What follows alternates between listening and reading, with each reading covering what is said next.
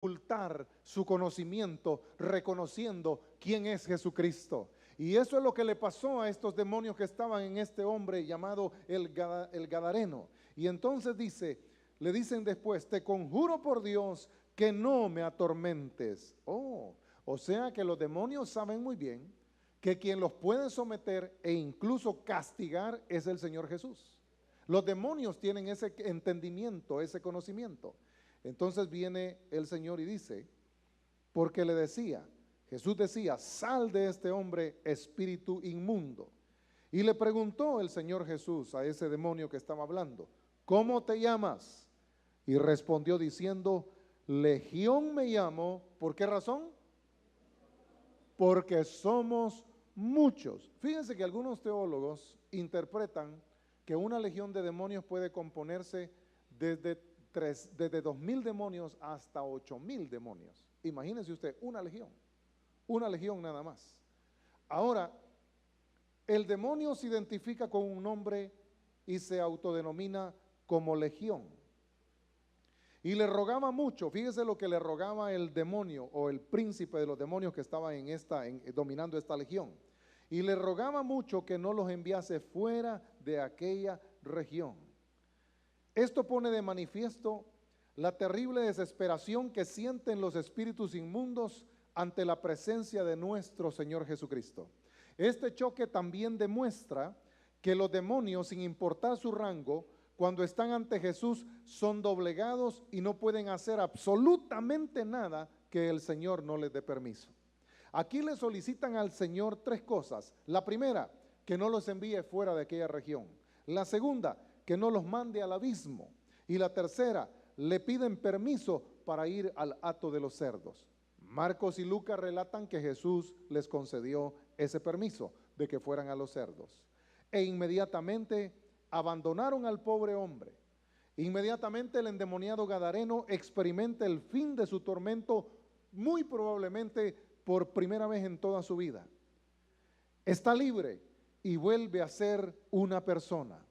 Ahora tiene libertad para volver a casa. Se acabaron el desierto y los sepulcros para él. También es libre para pensar por sí mismo. Nunca más volverá a ser atormentado. No tendrá más demencia. Ahora que el hombre es libre para amar a Jesús y servirle. Con esta liberación, el reino de las tinieblas ha sufrido una pérdida con la que tenía intimidad a toda una región. Y el reino de los cielos avanza firme y seguro. Esta es, mis queridos hermanos, la necesidad de miles y miles de personas en este mundo. Esta es la triste situación espiritual que experimenta la mayoría de la población en toda nuestra sociedad presente.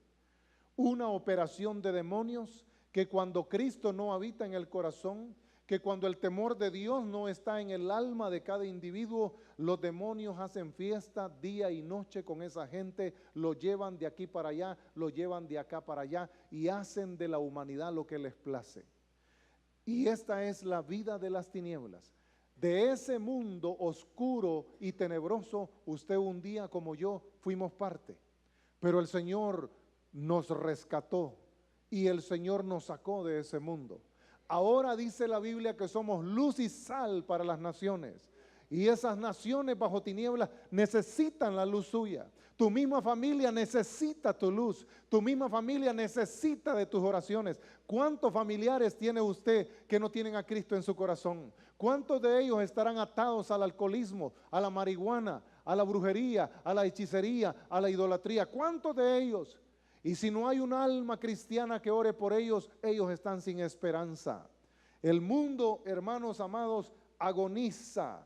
Y es por esta razón y más que el intercesor debería poder identificar las fuerzas del mal contra quienes peleamos. Entre estas fuerzas están los principados, mejor llamados espíritus territoriales. Es pues esta guerra una guerra territorial que la iglesia tiene que pelear y en el nombre de Jesús tiene que ganar. La palabra principados viene de la palabra griega archi, que significa príncipe o principal. Se usa para referirse a la posición de aquellos que tienen el primer lugar como gobernantes entre los hombres. es el mismo término que usa Pablo en Tito 3:1. Sin embargo, este término se emplea de modo especial para denotar a los poderes espirituales del mundo invisible, sean buenos o malos.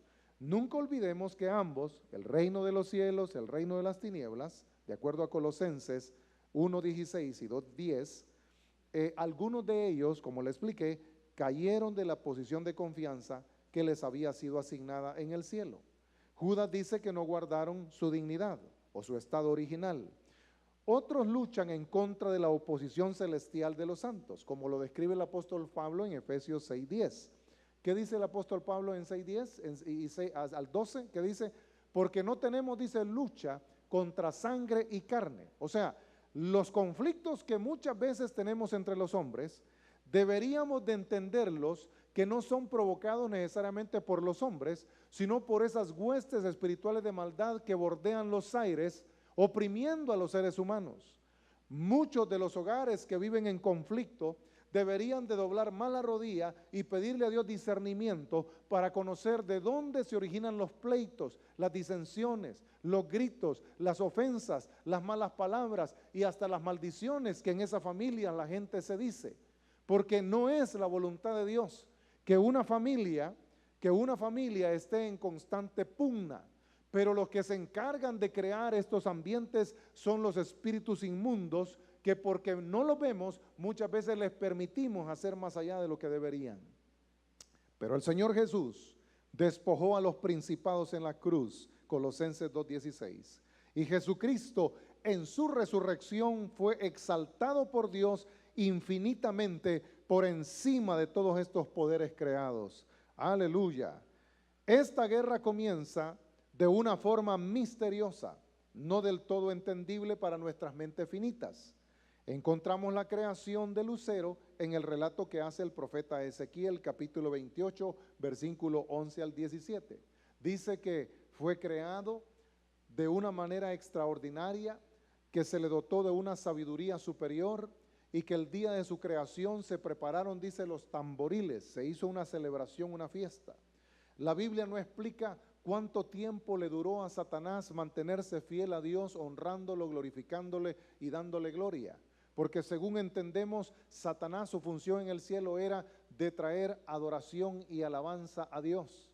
Por eso es típico que el diablo usa la música. ¿Qué usa el diablo? La música. Usa el musicón para atrapar las almas de los hombres. Hay personas que se convierten a Cristo, pero la música del mundo no la dejan. Y cuando alguien les pregunta, ¿y cuándo te vas a deshacer de esa música? Inmediatamente brincan y dicen, no, yo no me voy a deshacer de eso. Si usted no sabe cuánto yo he gastado en esto, cuánto he invertido. Porque la música es una de las más poderosas herramientas que utiliza el reino de las tinieblas para cautivar a las masas. Usted mire esos conciertos que se dan aquí en los Estados Unidos, donde esas personas pagan hasta más de $100 por ir a un concierto a ver a fulano de tal. No, ustedes no conocen nada de eso. Entonces, santísimos ustedes, benditos de Jehová, aleluya. Usted no sabe qué es eso.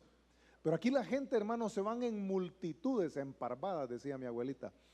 Se van y pagan tremendas cantidades de dinero. Algunos se van por muchas millas y hasta tienen que rentar hotel porque salen a medianoche de esos conciertos y y salen tan cansados que no pueden viajar de regreso. Pero no les importa el gasto. ¿Por qué razón? Porque la música tiene un poder cautivador. Y esa es una de las herramientas que utiliza el príncipe de este siglo. La gente no comprende. Mire, no sé si usted estará de acuerdo conmigo, pero hay gente, hermano, que hace unas canciones tan absurdas, con una letra tan detestable, tan sin sentido, y le ponen unos acordes, dicen ellos, acordes o arreglos musicales que son un espanto total, pero se constituyen en éxito. Se constituyen en éxito. ¿Se acuerda aquel loco que sacó la gasolina, la gasolina? Hey, eso fue un éxito. Ahora uno se dice, pero ¿cómo este ingrato con esa canción se hace millonario? Sí, es que el príncipe de este mundo está en control de todo eso.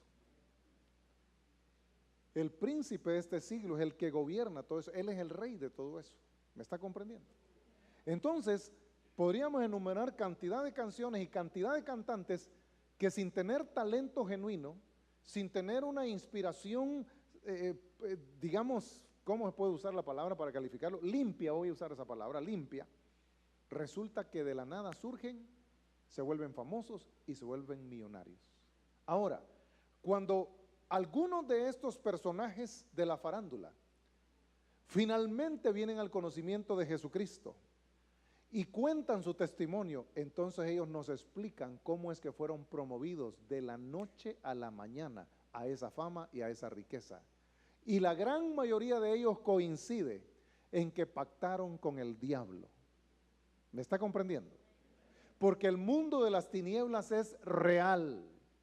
El mundo de las tinieblas es real. Y una de sus más poderosas herramientas con las que gana la mente de los muchachos, con la que gana la mente de los jóvenes, con la que gana la mente de la gente, es con la música.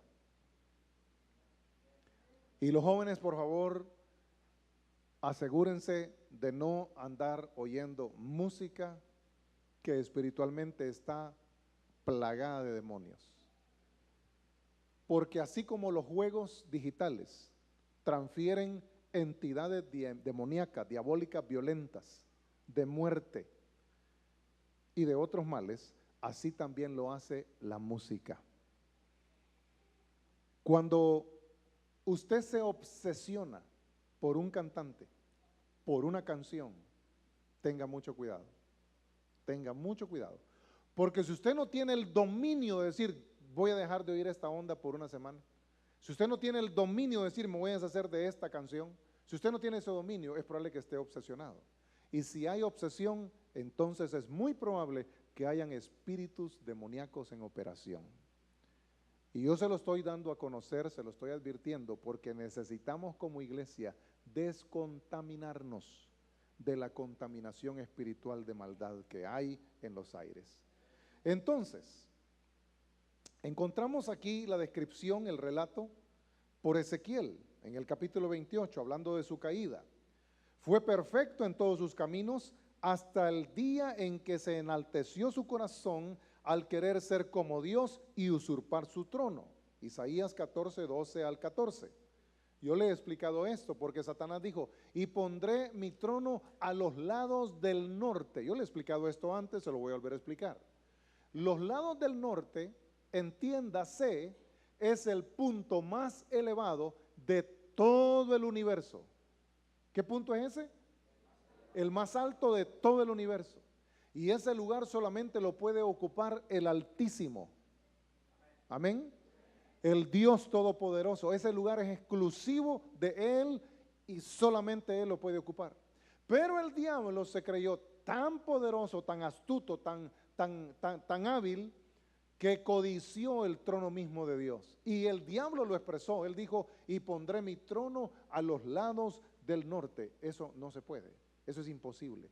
Eso solamente es para Dios. Y entonces el diablo se engrosó en orgullo y finalmente fue expulsado. Satanás, el adversario, fue arrojado a la tierra junto con la tercera parte de los ángeles que le siguieron. Apocalipsis capítulo 12. Las regiones celestiales entonces quedaron pobladas por estos seres espirituales sobre los cuales se había dictado sentencia. Mateo 25, 41. Esta es una batalla contra principados de diversos niveles de influencia y autoridad. Nuestra guerra no es contra carne y sangre, sino contra espíritus territoriales. Mire lo que dice Efesios 6:12. Porque no luchamos contra gente como nosotros, sino contra espíritus malvados que actúan en los aires. Ellos imponen su autoridad y su poder en el mundo actual. Esto lo dice la traducción lenguaje actual. Y mire cómo lo dice la Reina Valera del 60. Porque no tenemos lucha contra sangre y carne, sino contra principados, contra potestades, contra los gobernadores de las tinieblas de este siglo, contra huestes espirituales de maldad en las regiones celestes. Las regiones celestes, entiéndase, la atmósfera. ¿Cuánto hay de distancia de aquí hasta salir de la atmósfera y llegar al espacio? Diga conmigo, 100 kilómetros. Ese es el espesor de la atmósfera. En ese espacio, 100 kilómetros, tenemos aire, tenemos oxígeno. Una de las razones por que el planeta Tierra se ve del color que se ve es por el efecto que hace el reflejo de la luz del sol con la luz con el reflejo del agua, que se refleja en el agua, y atraviesa esas partículas de aire y de oxígeno, dándole un tono azul, que cuando se mira desde el exterior, allá en el espacio, la Tierra tiene un atractivo, tiene una belleza, tiene una forma y unos colores únicos que no los tiene ningún otro planeta de nuestro sistema solar. Entonces, Satanás con todos sus demonios fueron lanzados a tierra, y lo que se deduce según el pasaje de Efesios es que estos espíritus inmundos fueron colocados estratégicamente en los aires sobre los 5 continentes, esperando entonces que el hombre se multiplicara para poder entonces empezar a hacer un trabajo de destrucción en la creación usando a los seres humanos. Por eso la importancia, mis queridos hermanos, de asegurarnos de que Jesucristo sea nuestro Rey, nuestro amo, nuestro Dios y nuestro único Señor. Usted no debería de tener 2 ni 3 señores. Su único Señor debe de ser Jesucristo. Porque cuando alguna persona tiene más de un Dios, entonces eso es lo que le abre puerta a la operación de estos espíritus inmundos. La territorialidad demoníaca está definida con claridad en la palabra. El Antiguo Testamento y sus historias narradas nos demuestran que los seres espirituales, o sea, los ángeles, tienen dominio e influencia muy marcada sobre las esferas geopolíticas de las naciones del mundo.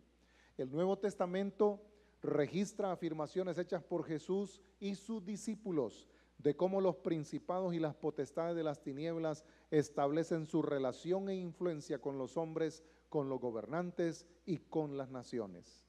Las mismas costumbres de culturas antiguas denotan que los espíritus territoriales, llamados deidades o dioses por los paganos, era y son parte aún de un fenómeno geográfico y topográfico.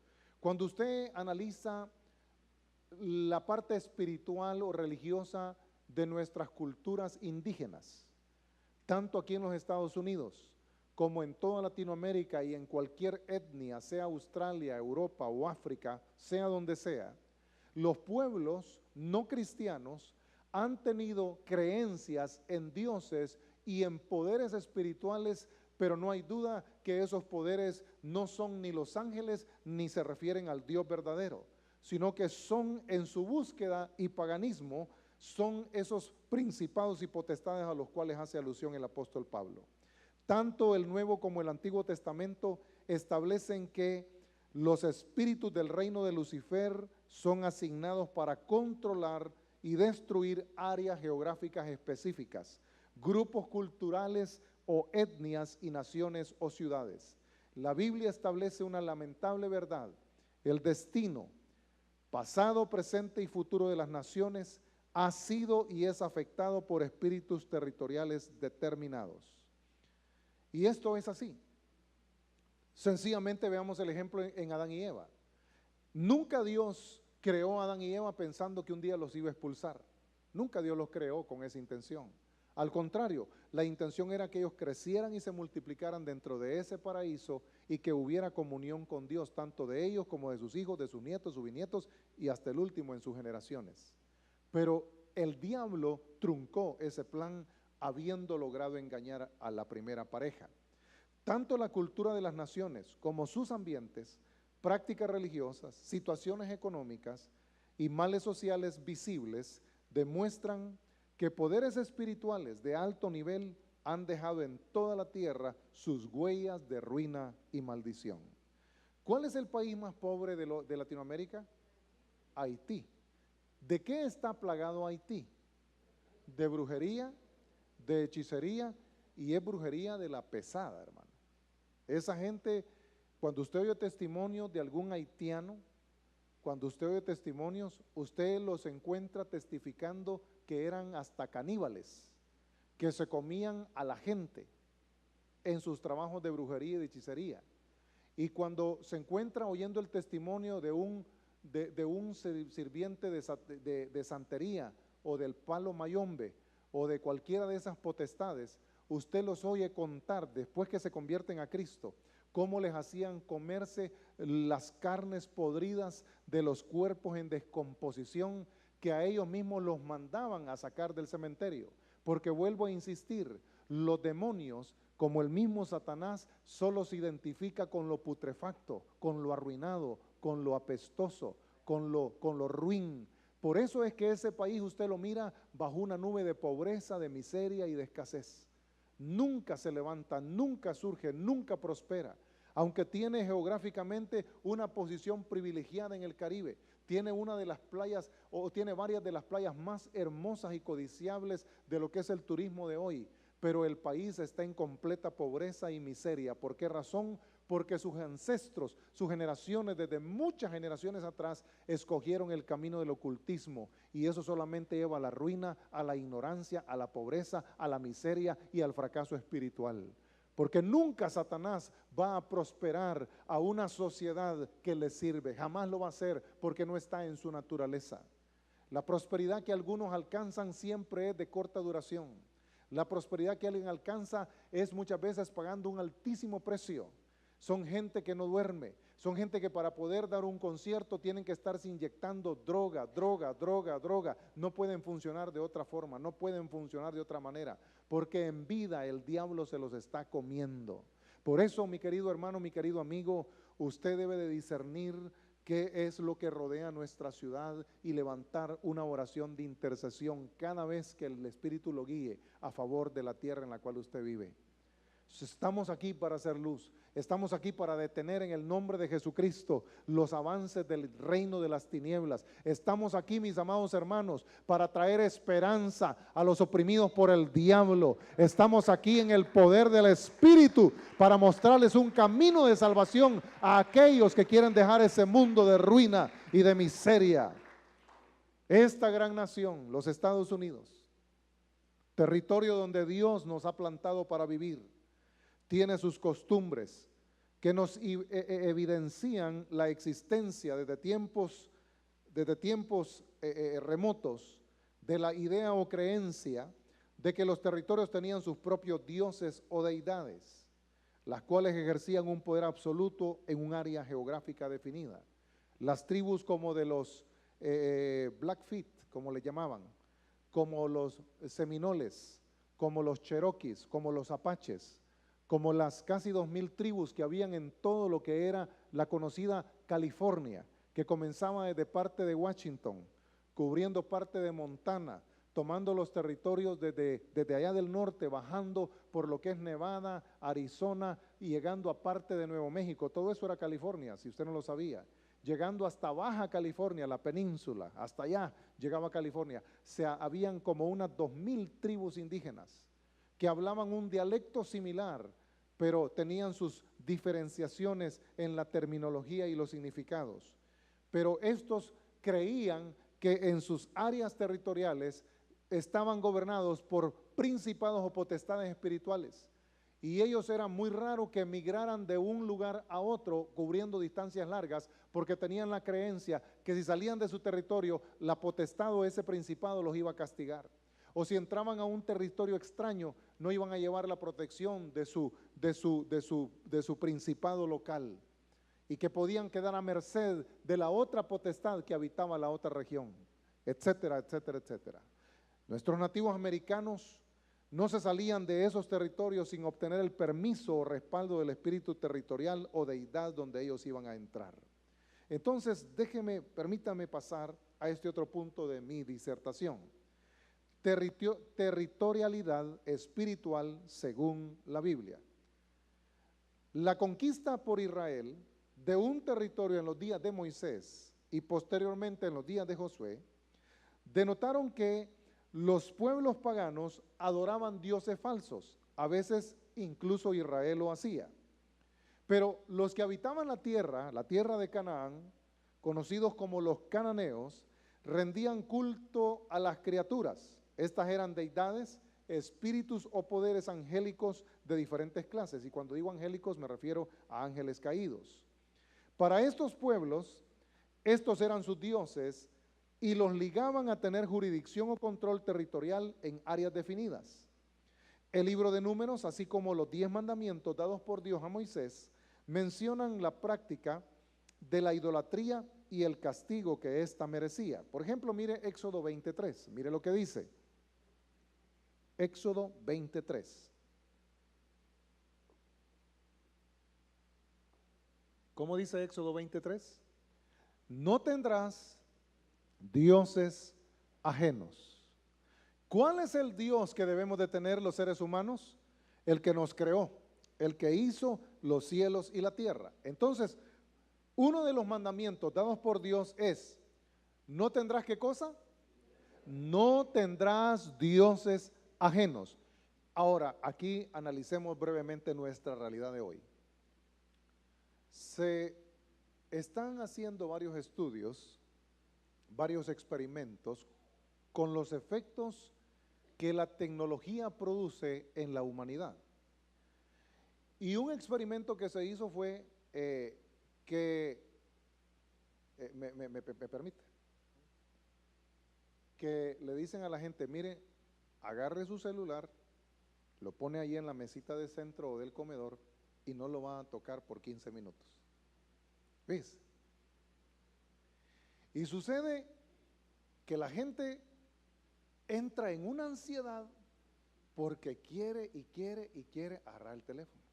Este es uno de los males de nuestros días. Entonces fíjese, las personas mayores logran vencer el asunto, pero los millennials les cuesta mucho más. Se les hace bien difícil, pero bien difícil. Es más, hoy en día hay personas que pueden salir, si fuera posible, sin zapatos, pero no sin su teléfono. Ajá. Son capaces que se van chuñal a donde vayan, pero el teléfono no lo dejan. Porque se vuelve algo que uno no se da cuenta, pero puede ser algo hasta obsesivo. Y yo le he estado tratando de librar a muchos de ustedes de estas situaciones con las redes sociales y les he sugerido que más de 30 minutos por día en eso, que no lo gaste, que no lo desperdicie en eso. ¿Y por qué razón? Porque es algo tan nuevo que todavía no conocemos qué daños va a provocar o va a generar. Ya hemos visto las secuelas de lo que es el chisme y el chambre manejado en las redes. Han habido divorcios, han habido una serie de males terribles, terribles, terribles, pero la situación es, hermanos amados, que el teléfono, solamente para poner un ejemplo de toda la tecnología que nos rodea, es algo que si no lo sabemos utilizar, si no lo sabemos gobernar, entonces es algo que nos puede estar haciendo daño. ¿Cómo usted sabe que está en control de una situación? Cuando usted tiene el poder de decirle no.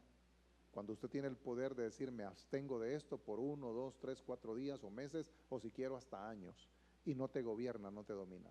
Pero cuando aquello no tienes ese poder de dominarlo, entonces aquello te está dominando a ti. Y esta es una forma sutil de cómo el enemigo nos lleva. Una de las cosas que nos debemos de asegurar es que nada, absolutamente nada de este mundo se constituya en un Dios para nosotros. Porque Dios dice que no tendremos dioses fuera de Él. Amén. Y esto es fundamental. En el capítulo entero de Éxodo 20 se denota el celo de Jehová para que Israel derribara los lugares altos, naturales o artificiales, como montes o altares y templos. Era necesario derrotar a los hombres, pero también era imperativo expulsar a sus espíritus territoriales, destruyendo sus altares. Israel y sus pecados son una gran lección para nosotros. Si usted recuerda, o si tiene oportunidad, estúdielo en su casa, segundo de Crónicas, capítulo 28. Aquí se describe la historia de un rey llamado Acaz. Muchos reyes se contaminaron adorando ídolos y con ellos se dieron el gobierno de la nación al diablo. Pero Acaz superó en maldad y perversión a muchos de los reyes de Israel. Por ejemplo, este rey estimuló a que todo lugar alto en el territorio de los israelitas se adorara a la reina Acera y se le rindiera culto a Baal. Al punto fue su perversión que dice la Biblia que este rey Acaz pasó a sus hijos por el fuego. La expresión pasó a sus hijos por el fuego es literalmente entregarlos a Baal o a Moloc. El altar a Moloc consistía en hacer una figura como humana, pero de un hombre sentado con las manos en esta posición. Y esas manos eran un caldero, donde por debajo, entre las canillas cruzadas, se le metía leña y se le prendía fuego. Y cuando decía o se dice en la Biblia que fulano pasó a sus hijos por el fuego, está diciendo que literalmente lanzó a sus hijos vivos en ese caldero, calentado de esa manera. Y esto era una abominación para Dios. Y era uno de los pecados más condenados por Dios mismo.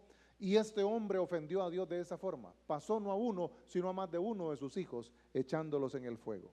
Y muchos reyes siguieron el mal ejemplo de este rey.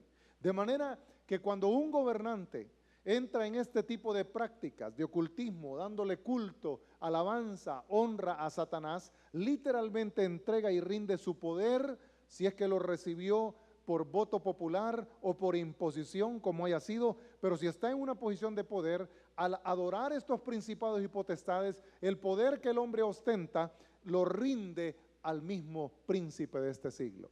Y por eso vemos la ruina y vemos la miseria y vemos el mal con el cual muchas naciones están siendo arrasadas, porque ya no gobiernan los hombres, sino poderes oscuros de maldad. Primero de Reyes capítulo 18 y 19 nos hablan de otro rey, del rey Acab con Jezabel. Estos le causaron un terrible daño espiritual a su nación. Entonces déjeme ir a este punto. Con esto vamos a cerrar. Usted tiene autoridad, si es papá, si es mamá, en su casa. Usted tiene una autoridad que recibió de parte de Dios. Y la autoridad que usted recibió de parte de Dios tiene uno de sus varios propósitos, es que con esa autoridad usted tome a sus hijos, los hijos que Dios les dio, y junto con su pareja, con su matrimonio, con su cónyuge, se presenten delante de Dios y le muestre a cada uno de sus hijos el camino que el Señor le ha señalado. Todas las cosas que usted compra, todas las cosas que usted adquiere y todas las cosas que sus hijos traen a su casa, delante de Dios usted es responsable de vigilar que no sean cosas del anatema, que no sean cosas que ofendan a Dios, que no sean cosas ni situaciones que vayan en contra de la voluntad y el propósito de Dios.